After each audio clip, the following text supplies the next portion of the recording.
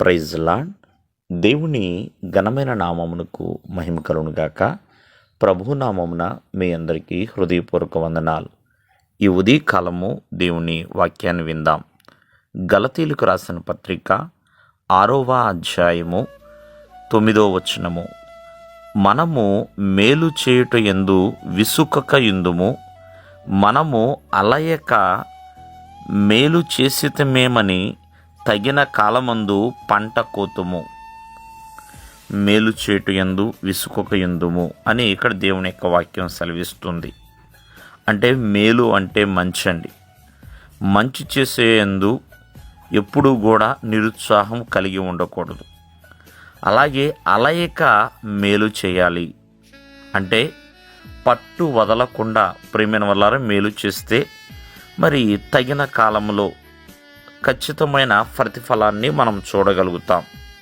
అందుకనే భక్తుడైన పౌలు గారు మనం మేలు చేసే విషయంలో ఎన్నో ఆటంకాలు వస్తాయని, ఎన్నో నిరుత్సాహములు ఎదురవుతాయని, మరి అటువంటి నిరుత్సాహాలన్నీ కలిగిందని, ఆటంకము కలిగిందని మేలు చేయటము అంటే మంచి చేయటము వదిలివేయకుండా రాబోయే ప్రతిఫలాన్ని గుర్తు చేస్తూ పౌలు మనలందరినీ కూడా ఖచ్చితంగా ప్రోత్సహిస్తున్నాడు.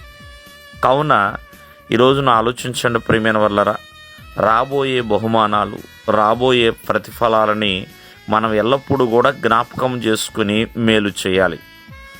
చాలామంది అంటూ ఉంటారు, నేను మేలుకు వెళితే కీడు ఎదురైంది, మంచిని కోరుకుంటే చెడు నాకు వచ్చింది అంటూ ఉంటారు. నిజమే, ఇవన్నీ కూడా జరుగుతూ ఉంటాయి.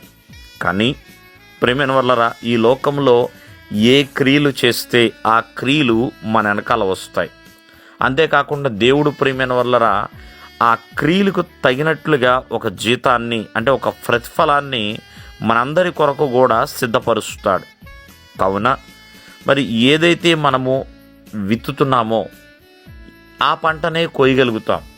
అంతేకాని మంచి వెళితే మంచినే కోస్తాం, చెడును విత్తితే చెడును కోయగలుగుతాం.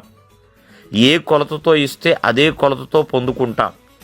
మనము చూపిస్తున్న మంచిని ఎవరు చూడకపోయినా దేవాది దేవుడు మాత్రం చూస్తాడు. ప్రియమైన వల్లరా, మనము జాగ్రత్తగా ఆలకిస్తే యేసేపు జీవితంలో అదే జరిగింది. యేసేపు ప్రియమైన వల్లరా మంచిగానే జీవించాడు, కానీ తనకి చెడు ఎదురైందండి. అన్నదమ్ములకి ఏ రోజు కూడా తను చెడు చేయలా, కానీ అన్నదమ్ములు తనకి కీడు తలబెట్టారు. చూడండి, పోతీఫర్ భార్యకి కూడా తను చెడు చేయలే, కానీ తనకి కీడు తలబెట్టింది. అయినా సరే తను మేలు చేసే విషయంలో అలిసిపోలేదు. కావున మనము కూడా పట్టు వదలకుండా, నిరుత్సాహపడకుండా మంచిని చేస్తూ ముందుకు కొనసాగాలి. దేవుడు మిమ్మల్ని ఆశీర్వదించునుగాక. ఆమేన్.